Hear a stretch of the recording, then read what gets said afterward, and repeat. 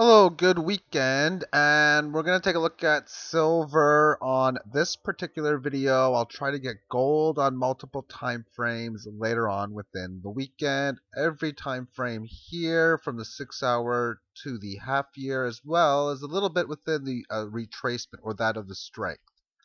I wanted to talk more about that when I'm finished through here, as well as the memory of price. Let's start within this 6 hour chart.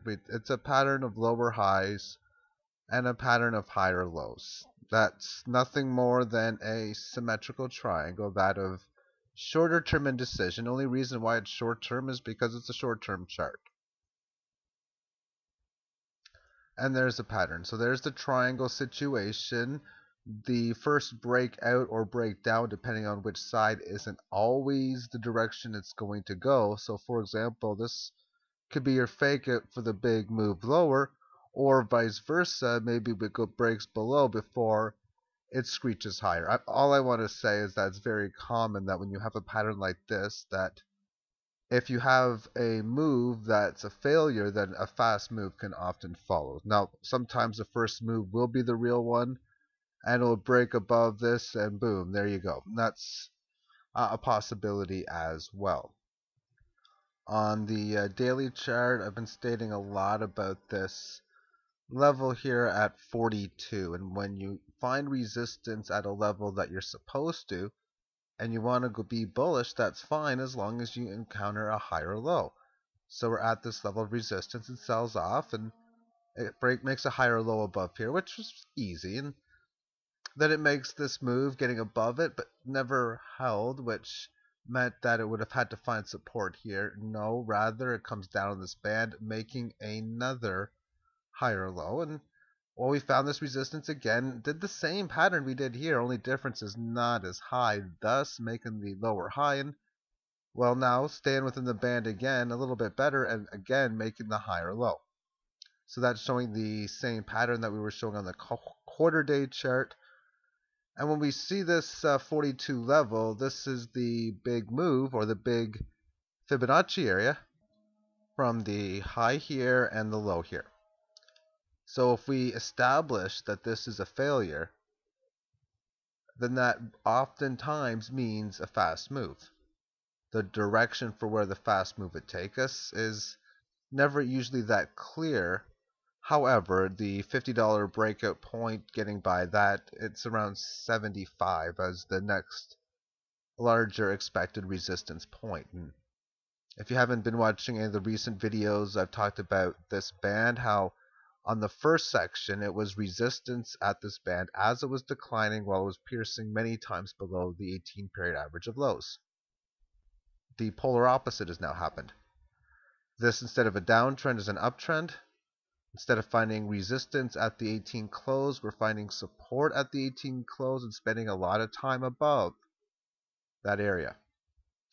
Breaking above 42, this thing really has most likely a lot of fuel that can get this thing going. Of course, it's the central banks that do move this market up and down. It has been moving up for quite some time on the longer term time frame, and a lot of it, of course, is due to fiat currency devaluation, and that's why precious metals have been going higher.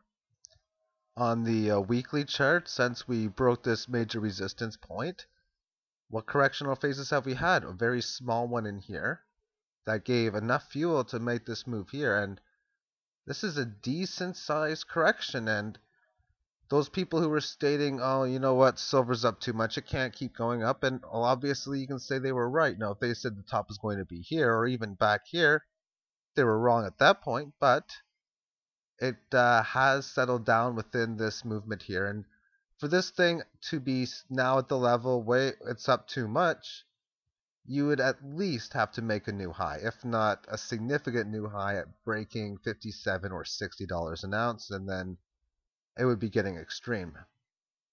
Of course, that's obviously an unlikely situation, but I've learned to expect the unexpected. Within the monthly chart, since this bottom in here at $8.50, what have we seen? We've seen the pattern of higher highs and higher lows, which stalled for a decent period of time, and had to move higher, small consolidation, move higher, and a better or a larger size consolidation from this last period. Obviously, buyers are in full control. It has not even seen the 18-period average of closes since this point, which was the breakout lows of August 2010. So does that mean that we have to go down to where it is now, which is 34.5? No. It means that we found key support, and either it's going to be tested later, or maybe it needs to be tested more for this to occur. At some point, it will go down towards this level, but we are still waiting for possible parabolic moves that may occur. Now, why would that be the case? Again, we're in a situation where the central bankers are really losing control of the situation. I do agree with Brother John talking about Bank of America going bankrupt, not based on the time. He says a month, and that was about 2 weeks ago, but soon. And how do you define soon? In this case, I'd be surprised if they were still in business, or at least not nationalized in some form, by the spring of next year. And we've seen when news gets rampant around here, these things can have some really massive moves, and therefore it's something at one point to be aware of, and that it can affect this market. Now moving on to the quarter-year chart, and just a powerful uptrend since the major bottom in here was consolidating and had a major sideways time correction.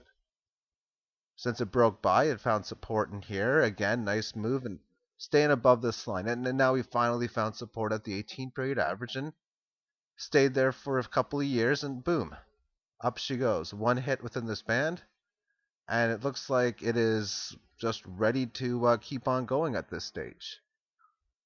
And when you have a situation where you reach this band and you have a little bit of a sell-off and you're starting to move higher, I would normally take this very seriously.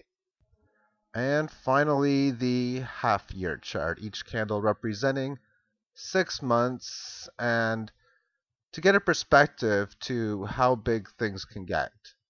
This is $8 and this is 50. It says 50.5. I entered that in. I don't know what the high is. Some say it was 52.5, and some say even 53. Some say it never even got to 50. You know what? I don't know. It really doesn't even matter. However, the support level held in here, where the gold level, when gold found support, it found support here on its 38.2% retracement.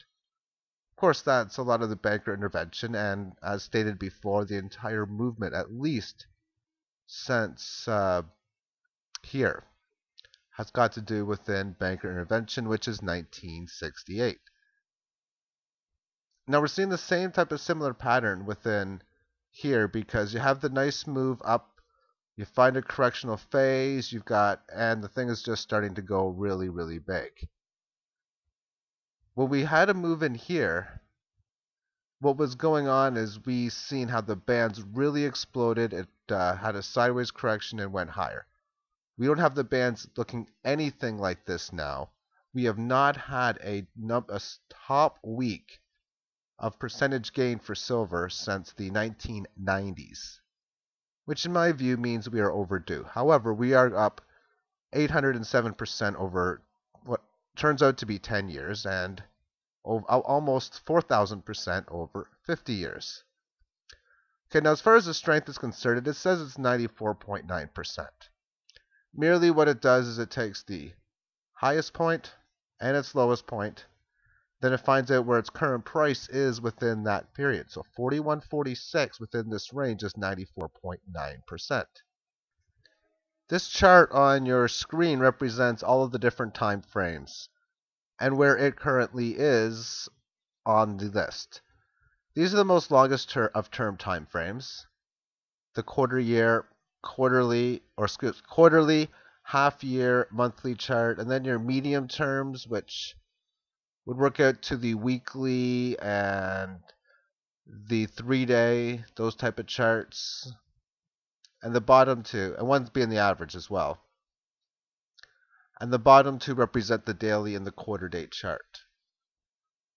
And this occurred when the market sold off back in May. These levels were embedded in a very big bull market. But what did not occur were the longer term averages break below the 61.8% variable, which is pretty much right here. So this bottom in here represented that the average retracement stayed above 61.8. And now what's happening is this blue line, which represents the daily time frame, is for the first time since the breakdown below, trying to confirm a move above here. 2 breaks above in here. Now if it can do something like that, then it's back to the bullish behavior again on that particular time frame. The more longer term ones are holding the momentum up. Now as far as a shorter term time frame, this was the first time it ever got up pretty good, and since then what did it do? It stayed above the 38.2% level, meaning that all of the bullish runs have not failed. By keeping this hold above in here means that when we can embed an area where we're trading within a bottom part in here, then the market's in full force. This has been a pretty ugly chart in the past. For in the year 2008, when the stock market was bottoming, or the silver market was bottoming rather, nothing was above the 70% barrier, or 60% for that matter. And the more longer term time frames stayed above the 38.2% level. The shorter term ones went below it, and even the average for that matter went below it. But the market did hold up. Finally, this is the price memory history going back from the breakout period, or really since since the breakout point. This shows us how many times silver has traded between $20 and a penny below the first number, so 20 to 21.99, and so on. Each one is designed for a 10% move with maybe a small percentage points there, but for the most part a 10% move. Now the big movements occurred first in here. Why was this higher than this in here? Well, that's because we had a decent sized correction that occurred in January of 2011, which meant that we spent more time in this range. These ones have surpassed it because that correction we're currently facing is much bigger. Now what does this tell me is that if we have any nice moves that really bring us to that 50 mark, that my likely area for any major pullbacks would be somewhere within the $43, $42, $44 area. But the most notable thing of note within this chart is that it's another way of showing you it's had a lot of room to consolidate within this area. The market has to go a lot more higher for me to start to say that it is way overbought. Alrighty, take care and have yourself a great day. Bye-bye.